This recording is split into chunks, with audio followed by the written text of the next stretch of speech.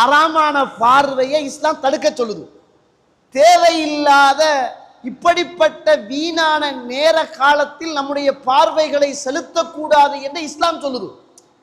ஆனால் செலுத்திட்டோம்னு வைங்க, இப்ப கண்ணால் அந்த பாவத்தை பார்த்த அரசன் அவருடைய மனைவி தன்னை அலங்கரிச்சு கொண்டு யூசுஃபின் மீது ஆசைப்பட்டு கதவுகளை மூடி அவரை திறத்திட்டு போய் சட்டையை பிடிச்சு இழுத்து இவ்வளவு பெரிய அநியாயமும் நடக்கிறதுக்கு காரணமாக இருந்தது இறைவன் தடுத்த நம்மட பார்வையில ஒரு சின்ன பாவம். என்ன பாவம்?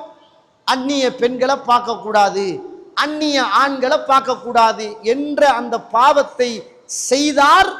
அதனால தான் வளர்த்த பிள்ளை என்றும் பார்க்காமல் அந்த பிள்ளையோடு தகாத உறவில் ஈடுபடுவதற்கு எத்தனித்த வரலாறு அல் குர்ஆன் சொல்லுகிற வரலாறு. நம்மட பார்வையில ஒரு சின்ன பாவம்.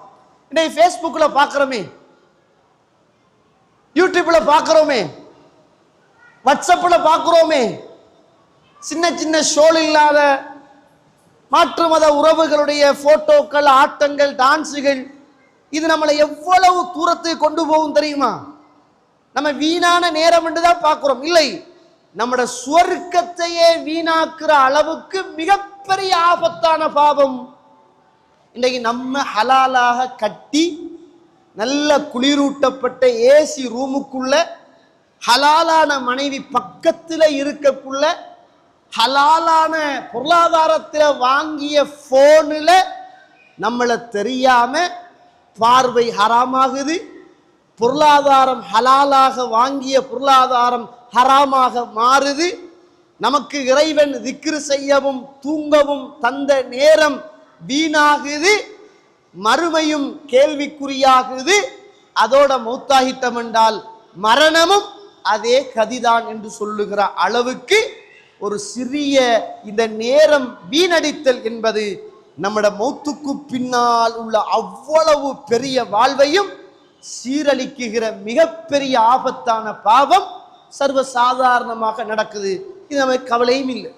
நமக்கு ஷுவர் தானே, காலையில் எழும்பினா இன்ஷா அல்லாஹ் அதே ஃபேஸ்புக், அதே வாட்ஸ்அப், அதே யூடியூப், அதே கூகுள், நாளைக்கு இன்ஷா அல்லாஹ். ஆனால் பிஸ்னஸ் நடக்கிற நேரம் பார்க்குறீங்களா? பிஸ்னஸ் நடக்கக்குள்ள கெஷியர்ல இருக்கக்குள்ள போன் எடுத்து வாட்ஸ்அப்பை பார்த்துக்கிட்டு, யூடியூப்பை பார்த்துக்கிட்டு, ஃபேஸ்புக்கை பார்த்துக்கிட்டா இருக்கிறீங்க இல்லையே? காசு அந்த நேரத்தில் மிஸ் பண்ணினா காசு வராது. வீட்டுக்குள்ள அது ஃப்ரீ. அந்த நேரத்தை வேஸ்ட்